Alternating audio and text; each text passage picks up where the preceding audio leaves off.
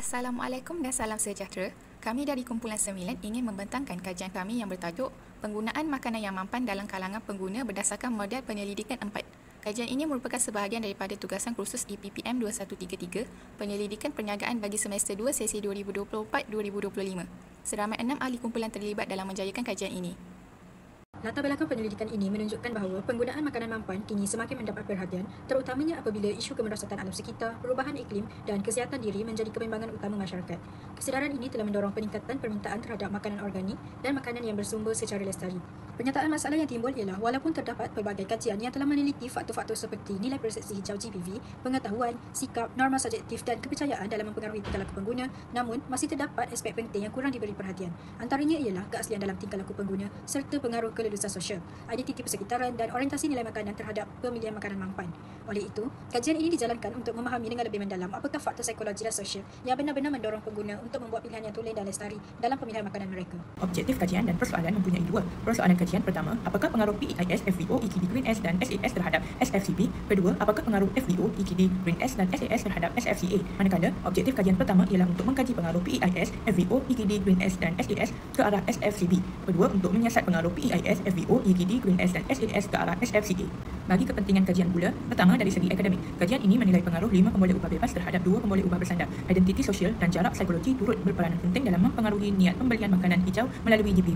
Kedua, dari sudut praktikal pula, kajian ini dapat membantu pihak industri makanan, NGO dan pengguna dasar neraka strategi komunikasi dan pendidikan pengguna yang lebih berkesan. Penekanan tentang nilai dalaman dan keaslian pengguna dapat meningkatkan keberkesanan kempen dan polisi berkaitan makanan mampan. Skop kajian pula, ia melibatkan pengguna di Malaysia seramai sekurang-kurangnya 120 orang responden dan menggunakan pendekatan kuantitatif. Kajian ini menilai hubungan langsung antara kelima-lima pemboleh upah bebas dengan kedua-dua pemboleh upah bersandar secara serentak. Kajian ini mengecualikan faktor luaran seperti harga, promosi atau dasar kerajaan. Kajian literatur yang pertama iaitu kekuatan identiti alam sekitar peribadi menunjukkan bahawa individu yang mempunyai identiti alam sekitar yang kuat lebih cenderung memilih makanan yang benar-benar mencerminkan nilai kelestarian yang mereka yakini. Kajian oleh Barrera, Verdugo dan Duran Sandoval 2024 mendapati bahawa golongan ini juga lebih peka terhadap isu seperti greenwashing. Seterusnya, orientasi nilai makanan merujuk kepada keutamaan individu terhadap ciri makanan seperti kesihatan, etika dan alam sekitar.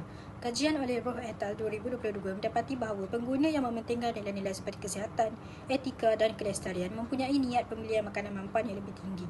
Manakala, menurut Rossi dan Rivetti 2022, pengguna yang menilai sesuatu produk berdasarkan komitmen sosial dan alam sekitar lebih bersedia untuk menyokong produk makanan yang mampan. Kajian oleh Sinha dan Anam Dabela 2022 dan Coach ETL 2021 menunjukkan bahawa skeptisisme hijau iaitu keraguan terhadap kesahihan tuntutan alam sekitar. Ia boleh memberi kesan yang bercampur terhadap pemilihan makanan mampan.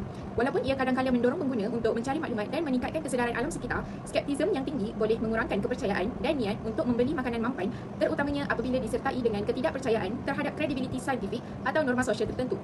Oleh itu, pendekatan untuk mengatasi skeptisisme ini perlu menekankan komunikasi yang telus, penyampaian maklumat yang boleh dipercayai serta penjajaran mesej dengan nilai dan norma pengguna. Seterusnya ialah kedalaman pengetahuan alam sekitar. Kajian menunjukkan bahawa pengetahuan alam sekitar memainkan peranan yang sangat penting dalam mempengaruhi sikap dan tingkah laku pengguna terhadap makanan mampan. Individu dengan pemahaman yang lebih luas dan mendalam tentang isu seperti pengeluaran dan jejak karbon cenderung untuk membuat pilihan makanan yang lebih lestari. Seperti dalam kajian Pasteur ETL 2016, Zia ETL 2022, Altarah ETL 2024. Namun, ramai pengguna masih kurang faham tentang konsep kemampanan yang menyebabkan kesukaran dalam membuat pilihan yang tepat. Berdasarkan kajian Basel ETL 2022, kajian Elisa de Marchi ETL 2024 pula menunjukkan bahawa pengetahuan objektif yang berkait rapat dengan keupayaan pengguna memilih makanan yang rendah dalam impak alam sekitar. Oleh itu, dalam meningkatkan pengetahuan alam sekitar pengguna adalah kunci untuk memupuk amalan pemakanan yang mampan. Pencarian kelulusan sosial merujuk kepada kecenderungan individu menyesuaikan tingkah laku agar diterima oleh masyarakat. Kajian Boswinkel 2025 menunjukkan bahawa mesej norma sosial dinamik seperti semakin ramai membeli makanan tumbuhan memberi kesan terhadap niat pengguna. Samniwara 2021 dan Bullet 2021 turut mendapati norma sosial berperan dalam membentuk tingkah laku makanan lestari. Barrera Verdugo 2024 menambah bahawa dalam kalangan pelajar universiti, pencarian kelulusan ini bukan sekadar tindak balas sosial, malah berkait dengan motivasi dalaman dan keaslian diri. Tingkah laku pemilihan makanan mampan pula merangkumi pilihan makanan yang mesra alam, sihat dan beretika. Kajian seperti Capasso 2024 dan Classens 2022 menunjukkan bahawa nilai peribadi dan norma sosial mempengaruhi pilihan pengguna, manakala Hartman 2021 menekankan peranan pengetahuan dalam menyokong pilihan tersebut. Keaslian pilihan makanan yang mampan merujuk kepada sejauh mana pemilihan makanan dilakukan atas dasar kepercayaan dalaman dan nilai peribadi, bukan semata-mata untuk mendapat penerimaan sosial. Kajian oleh Coach Eta 2023 dan Lee et al 2024 menunjukkan bahawa keaslian ini penting untuk memastikan pilihan pengguna benar-benar mencerminkan komitmen terhadap kelestarian. Seterusnya, saya akan menerangkan rajah kerangka konseptual dan hubungan hipotesis. Bagi kajian ini, terdapat 10 hipotesis yang dibahagikan kepada dua bahagian utama. 5 hipotesis pertama, H1A hingga H5A, mengkaji hubungan antara 5 pemboleh ubah seperti kekuatan identiti alam sekitar diri, orientasi nilai makanan dan sebagainya terhadap tingkah laku pemilihan makanan yang mampan. Manakala 5 hipotesis kedua, H1B hingga H5B pula meneliti hubungan pemboleh ubah yang sama terhadap keaslian pemilihan makanan yang mampan. Kesemua hipotesis ini dirangka berdasarkan kajian literatur terdahulu, termasuk hubungan negatif bagi skeptisisme hijau. Baiklah, seterusnya saya akan bentangkan bahagian metodologi penyelidikan.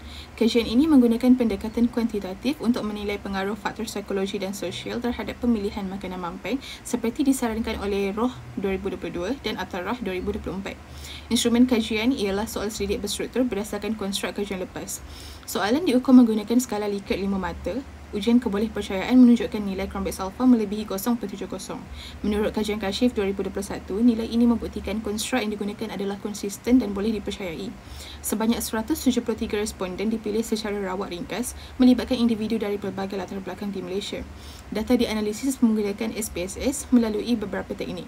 Yang pertama, ujian kekerapan untuk lihat profil demografi seperti jantina, umur, pendidikan dan pendapatan. Yang kedua, ujian kebolehpercayaan Cronbach's alpha. Ini uji konsistensi item dalam soalan selidik, semua konstruk melepasi tahap minimum 0.70. Yang ketiga, statistik deskriptif. Digunakan untuk melihat nilai mean dan sisihan piawai bagi setiap pemboleh ubah. Yang keempat, analisis regresi berganda.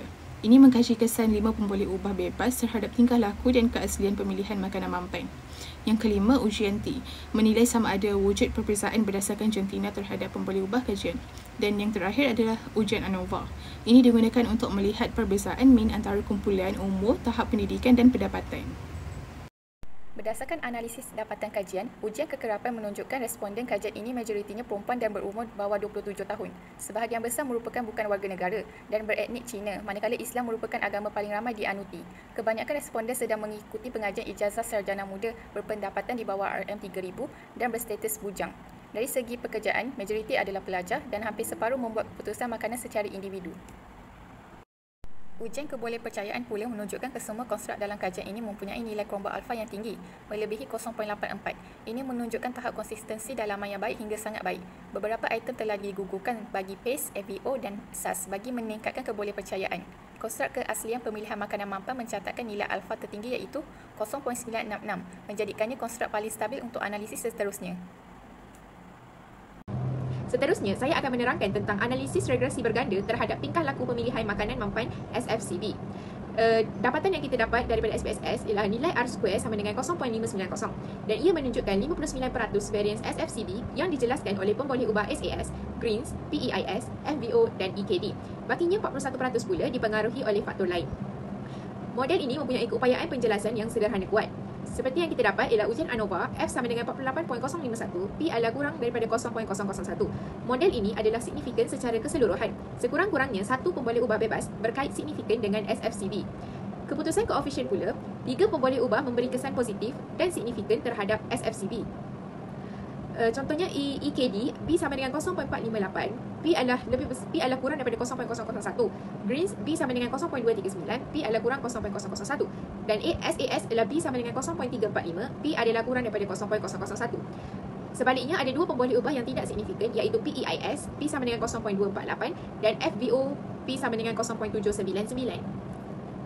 Analisis yang kedua adalah analisis regresi berganda terhadap keaslian pemilihan makanan mampan SFCA. Nilai R2 yang kita dapat ialah 0.641, iaitu sebanyak 64% variance SFCA yang dijelaskan oleh pemboleh ubah SAS, Greens, PEIS, FVO dan EKD.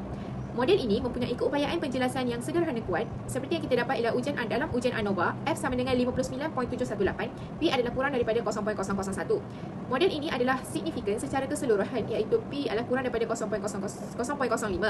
Sekurang-kurangnya satu pemboleh ubah bebas yang berkait signifikan dengan SFCA. Daripada keputusan koefisien, kita dapat lihat ada 2 pemboleh ubah signifikan yang memberi kesan positif terhadap SFCA. Yang pertama adalah FVO iaitu B sama dengan 0.236 dan P adalah kurang daripada 0.001. Yang kedua adalah Greens, B sama dengan 0.354 dan P adalah kurang daripada 0.001. Sebaliknya ada 3 pemboleh ubah yang tidak signifikan iaitu PEIS P sama dengan 0.458, EKD P sama dengan 0.241 dan yang terakhir SAS P sama dengan 0.006. Hasil kajian menunjukkan 3 faktor utama yang mempengaruhi tingkah laku pemilihan makanan mampan secara signifikan iaitu pengetahuan alam sekitar, skeptisisme hijau dan pencarian kelulusan sosial. Ini membuktikan bahawa pengguna lebih cenderung memilih makanan mampan apabila mereka berpengetahuan, berfikir secara kritikal dan ingin diterima dalam kelompok sosial. Namun, identiti alam sekitar dan nilai makanan tidak memberi kesan signifikan mungkin disebabkan oleh faktor budaya atau latar belakang responden. Keaslian pemilihan pula dipengaruhi oleh nilai makanan dan skeptisisme menunjukkan pentingnya nilai dalaman. Keseluruhannya, kajian ini menekankan kepentingan pendekatan psikososial dalam memahami tingkah laku pengguna namun kekal terhad dari segi konteks sampel dan kaedah.